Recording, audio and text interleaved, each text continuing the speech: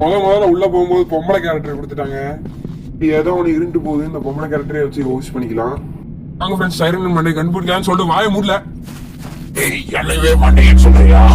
அடிக்கிற மண்டையே அப்படிதான் நான் சொல்லுவேன். டபுள் கட்டலையா ஆவடா சத்தப்பைய. பாட்டு பீஸ் அடிக்கிறதுக்கு ஈஸியா இருந்துச்சு.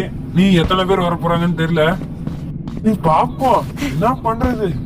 அங்க எது இருக்கிற மாதிரி தெரியுது. சரி போய் பாப்போம் என்ன இருக்குன்னு. சி மரம் தானே.